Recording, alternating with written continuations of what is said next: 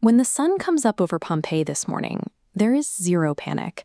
The streets are waking up exactly the way they always do. You have to picture a bustling, highly sophisticated commercial hub.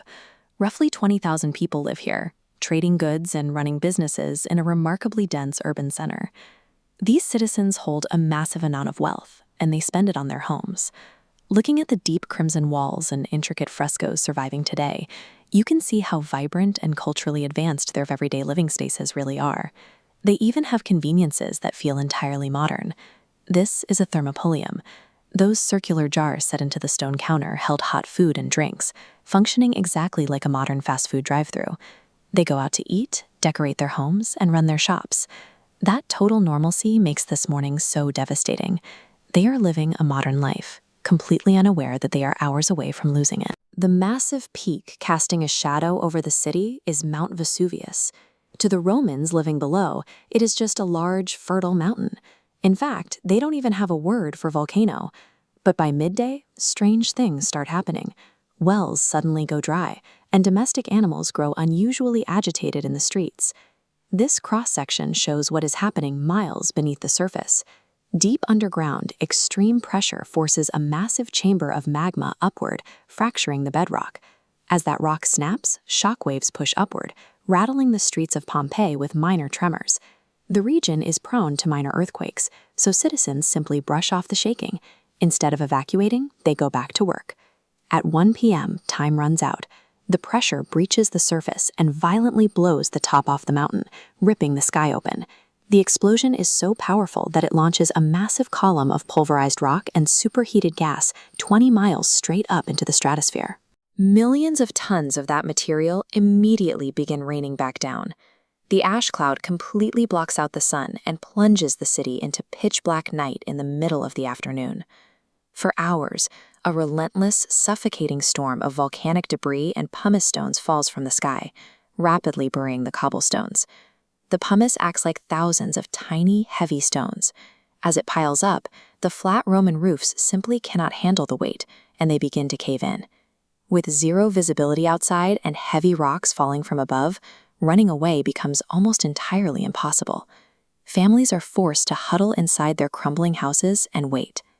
By 8 p.m., the enormous vertical column of ash hovering above the volcano becomes too heavy to support its own weight, and it collapses back down the slopes. This creates a pyroclastic surge. An avalanche of superheated gas and volcanic matter races down the mountain at 100 miles per hour. The cloud's temperature is hundreds of degrees, instantly vaporizing all organic matter when it strikes the city limits. This specific lethal wave ensures that no one caught in its path survives. In exactly 24 hours, Pompeii is completely erased. When the eruption finally stops, the city is buried beneath 15 feet of stone and volcanic dust. It remains hidden in this silent gray tomb for over 1,500 years. It isn't until the 1700s that laborers digging a foundation for a local palace strike stone, punching through the ash to find an ancient wall. As they dig further, they realize the scale of what they've hit. Entire blocks and streets stand exactly as left in the 1st century.